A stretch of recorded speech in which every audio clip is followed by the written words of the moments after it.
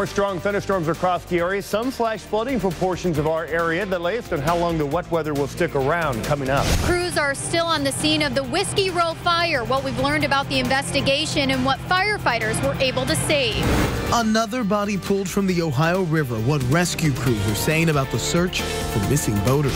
Escape after escape after escape, all from the same Kentucky prison. Anybody could get out of there for any reason and come after whoever they want. WDRB investigates why it's so easy for criminals to break out.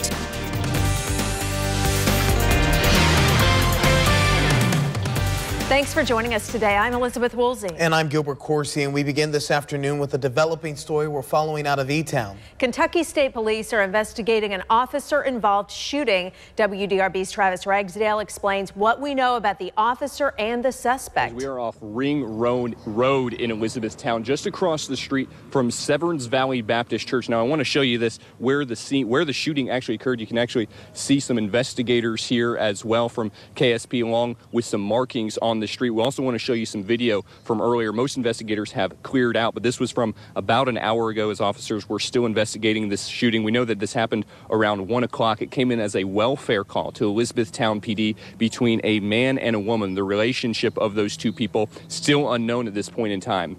Situation escalated over to this area where they say that the man had a knife. At that point, 2 officers were on scene. That man was shot by those officers. We are unsure what the condition of that person is, but we are told he was taken to Hardin Memorial Hospital where he is being treated. 2 officers involved were told those are experienced officers for Elizabethtown PD. They are on administrative leave pending an investigation that's being done by the Kentucky State Police. Now, again, no word on the relationship between those 2 people when this call came in. We're also working to find out more information about those officers, and as we learn more about this officer-involved shooting in Elizabethtown, we'll be sure to let you know.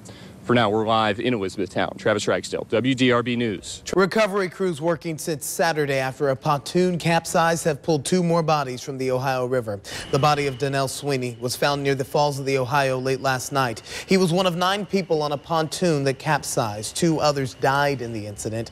Search and rescue crews were still looking for a woman and a young girl. Police do tell us the body of a woman was recovered today near Dow Chemical, but her identity has not yet been confirmed.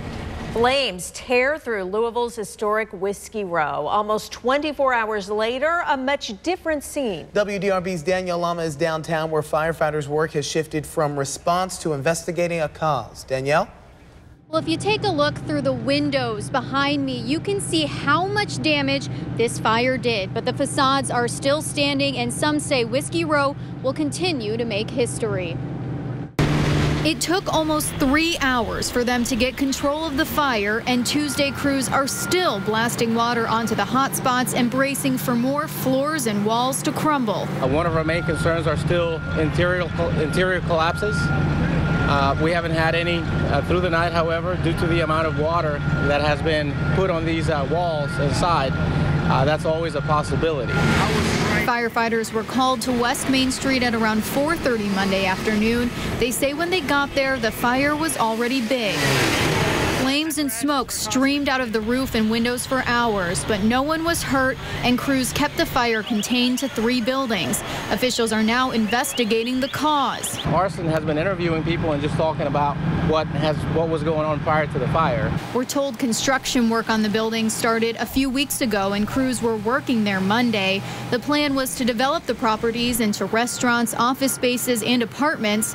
Experts say all of these buildings are at least 100 years old.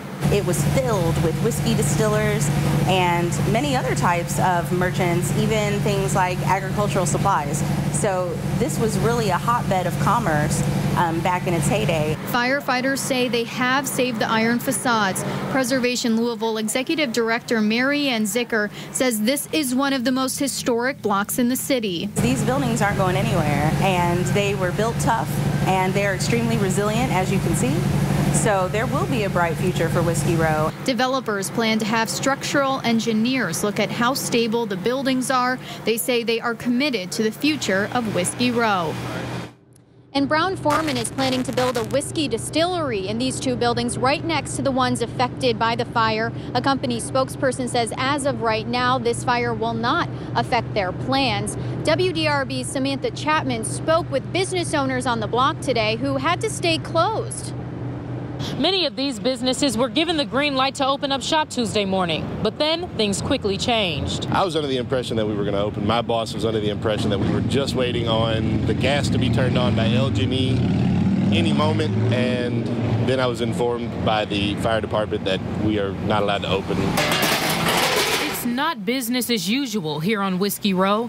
A day after the massive fire on the historic strip, bars, restaurants, Humana, and other offices were forced to close. We're a small business. We're owned by a very, we're kind of family owned, and every day hurts when you're not open, and this is going to hurt, but it's for safety, and nobody wants to get, nobody wants trouble. Fire and energy crews decided to keep the gas off and roads blocked until they deemed the area safe. Another safety hazard the firefighters are worried about are these water hoses. If any of them come loose, they could seriously hurt someone. The lack of business leaves many workers with plenty of time to ponder on what they saw. I was here. I was actually standing out front and saw a bunch of smoke, and then the fire department came, and next thing I know, they're running hoses. As soon as we realized that it was dangerous to that point, I got everybody scooted out. Have you ever seen anything like this? No, not on Whiskey Row. Not in my 38 years of life have I ever seen a building like that. I could still feel the heat from the flames. A Whiskey Chicks executive watched from the third floor as 85 firefighters swarmed across the street. There was a moment right before the flames actually came out of the roof was when I was like, oh, I should probably leave. My brother came and picked me up, and I stayed in Indiana overnight. Residents at Whiskey Row lofts were forced to evacuate, some not making it home until the next day. So we're actually really grateful for the fire department, and they kept it under control, kept this building really in fantastic condition, no smoke in my apartment or anything, so we're very fortunate. But fortunately for many of these businesses, we're now getting word that they will reopen for dinner. Reporting on Whiskey Row, Samantha Chapman, WDRB News. Thank you, Samantha. And some downtown roads are still blocked as crews investigate that fire. Let's check in with Mike Marshall and beat the traffic. Hey, Mike. All right. Thanks, guys. Yeah, this afternoon we still have some problems with roads being closed down. The big three right here, Maine, Washington, and Witherspoon, still closed off between Brook and over to 2nd Street. We'll take a look here. You can see the Witherspoon Garage, Humana, Presbyterian. The 2nd Street Bridge, by the way, is open. You will be able to make that ride home today. From the Oxmoor Auto Group Traffic Center, I'm Mike Marshall with Beat the Traffic. Mike. Fire tears through 3 Whiskey Row buildings. Firefighters say the historic facades will still stand. WDRB's Danielle Lama is downtown where crews are still on West Main Street 24 hours after this fire started. Danielle? Elizabeth, you can see they are blasting water into these buildings still because of hot spots. We're told they could be here through the night again. Firefighters were called here at around 4:30 yesterday afternoon and battled smoke and flames for about 3 hours before the fire got under control. Captain Sal Melendez with Louisville Fire and Rescue says the fire was contained to 3 buildings. Renovation work started on the properties just a few weeks ago, according to developers, and construction crews were there yesterday but left before the fire broke out. Melendez says he's confident that the historic iron facades have been saved, but crews are bracing for the potential of more walls and floors to cave in. One of our main concerns are still interior collapses.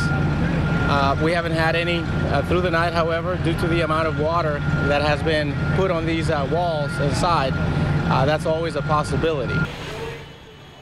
Melendez says the investigation into what started the fire is underway. He says arson investigators have been interviewing people about what was going on before the fire. At this point, we're told no one can go inside the buildings. They can't go inside until they know it's safe. And we're told that developers plan to bring structural engineers here to look at the damage. Reporting live from West Main Street, I'm Danielle Lama, WDRB News.